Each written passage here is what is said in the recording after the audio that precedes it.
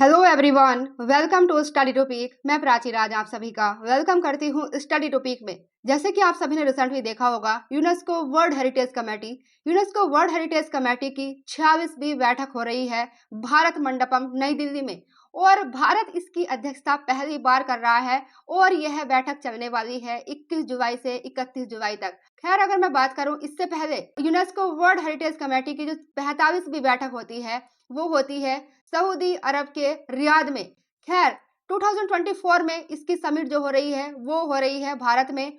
इसी समिट में भारत के प्राइम मिनिस्टर नरेंद्र मोदी के द्वारा यूनेस्को वर्ल्ड हेरिटेज सेंटर के लिए $1 मिलियन देने की घोषणा की है। इससे संबंधित आप सभी को इस वीडियो के माध्यम से कंप्लीट जानकारी प्रोवाइड कराने की कोशिश करूंगी। वीडियो के अंत तक बने रहना। आइए स्टार्ट करते हैं। इस सभी को समझने से पहले हम बात कर लेते हैं यूनेस्को की। UNESCO United Nation Educational, Scientific and Cultural Organization, जिसकी स्थापना 16 नवंबर 1945 को लंदन शिखर सम्मेलन के दौरान की जाती है, और जिसका उद्देश्य रखा जाता है शैक्षणिक, वैज्ञानिक एवं सांस्कृतिक सहयोग से अंतर्राष्ट्रीय शांति एवं सुरक्षा की स्थापना करना। जिस टाइम पर इसकी स्थापना होती है उस टाइम पर इसमें टोटल मेंबर 44 थे। खैर, अगर प्रेजेंट में मैं बात करती हूँ, इसमें टोटल मेंबर 193 है। 2017 से पहले इसमें जो सदस्य हुआ करते थे वो हुआ करते थे 195। 2017 के बाद से अमेरिका और इजराइल इसमें से एग्जिट हो जाते हैं। और फिर मैं बात करती हूँ UNESCO world heritage committee. UNESCO world heritage committee जिसको 1977 में बनाया जाता है, जिसका कार्य होता है विश्व धरोहर को सूचीबद्ध करना, और वर्ल्ड हेरिटेज डे मनाया जाता है, अर्थात विश्व धरोहर दिवस मनाया जाता है 18 अप्रैल को। यहाँ पर आप आर्टिकल देखते हैं, एनडीटीवी का आर्टिकल है, प्रधानमंत्री नरेंद्र मोदी ने भारत मंडपम में विश्व धरोहर समिति के 26वें सत्र का उद्घाटन किया है। और वहां पर प्रधानमंत्री नरेंद्र मोदी के द्वारा एक घोषणा की जाती है, दक्षिणी देशों में विरासत संरक्षण की सहायता करने के लिए यूनेस्को विश्व विरासत केंद्र को भारत $10 लाख का योगदान देगा। और भारत वैश्विक धरोहर के संरक्षण को अपनी जिम्मेदारी मानता है, इसलिए वह न केवल भारत में बल्कि वैश्विक दक्षिण अर्थात ग्लोबल साउथ के देशों में भी धरोहर संरक्षण के लिए समर्थन प्रदान करता है। प्रधानमंत्री नरेंद्र मोदी के द्वारा यह भी कहा गया कि भारत कंबोडिया में अंकोर वाट, वियतनाम में 4 मंदिर और म्यांमार में वागान स्तूप जैसी कई धरोहरों के संरक्षण में भी सहायता कर रहा है। और इस दिशा में प्रधानमंत्री नरेंद्र मोदी कहते हैं कि भारत यूनेस्को विश्व धरोहर केंद्र को $1 मिलियन का योगदान करेगा। और यहाँ पर आप देखते हैं, इस अनुदान का प्रयोग क्षमता निर्माण, तकनीकी सहायता और विश्व धरोहर स्थलों के संरक्षण के लिए किया जाएगा। और प्रधानमंत्री मोदी जी ने यह भी कहा है कि युवा पेशेवरों के लिए भारत में विश्व धरोहर प्रबंधन में एक प्रमाण पत्र कार्यक्रम भी शुरू किया जाएगा। और विश्व धरोहर समिति के 26वें सत्र के माध्यम से भारत अपील करता है कि हम सब मिलकर एक दूसरे की विरासत को आगे बढ़ाएं। और मोदी जी कहते हैं, आइए हम सब मिलकर भारत कल्याण की भावना के विस्तार के लिए एकजुट हों।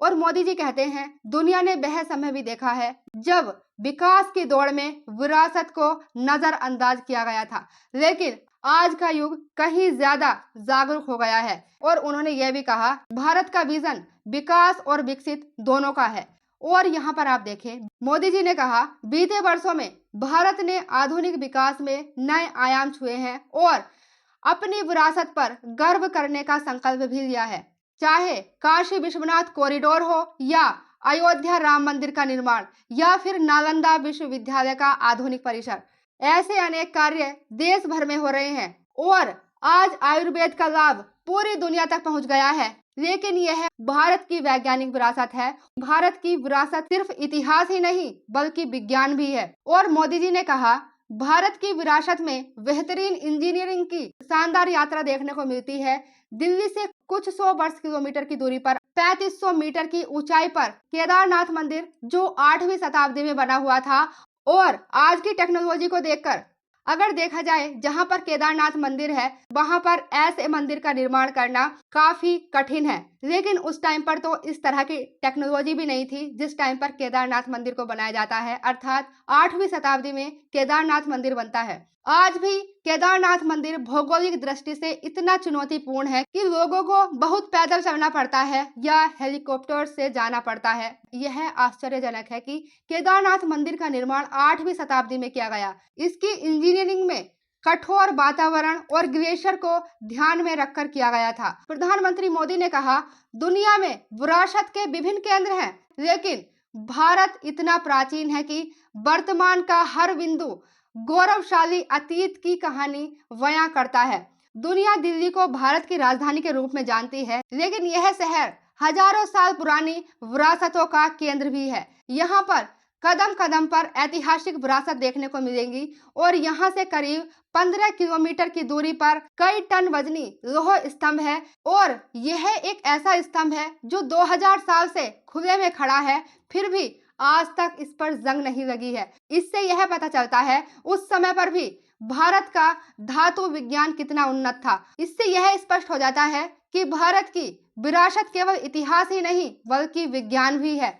प्रधानमंत्री नरेंद्र मोदी ने बताया, पूर्वोत्तर भारत में एक ऐतिहासिक स्थल को यूनेस्को की विश्व धरोहर सूची में शामिल करने का प्रस्ताव किया गया है। अगर मैं बात करूं इस टाइम पर भारत की कितनी वर्ल्ड हेरिटेज हैं, तो 42 वर्ल्ड हेरिटेज हैं और यह यूनेस्को की विश्व धरोहर सूची में शामिल करने का जो प्रस्ताव किया गया है, यह भारत की 43वीं विश्व धरोहर होगी और पूर्वोत्तर भारत की पहली वर्ल्ड हेरिटेज होगी। प्रधानमंत्री नरेंद्र मोदी ने बताया, विश्व धरोहर समिति का कार्यक्रम भारत के लिए गौरवपूर्ण उपलब्धि है और बताते हैं पूर्वोत्तर भारत के ऐतिहासिक मोइदम को यूनेस्को की विश्व धरोहर सूची में शामिल करने का प्रस्ताव है और सांस्कृतिक विश्व धरोहर का दर्जा प्राप्त करने वाला यह पूर्वोत्तर भारत का पहला विश्व धरोहर स्थल होने वाला है। आशा करती हूँ कि आप सभी को समझ में आया होगा। यूनेस्को वर्ल्ड हेरिटेज कमेटी जिसकी 26वीं बैठक भारत मंडपम नई दिल्ली में हो रही है। आशा करती हूँ कि आप सभी को समझ में आया होगा। आज के लिए इतना ही।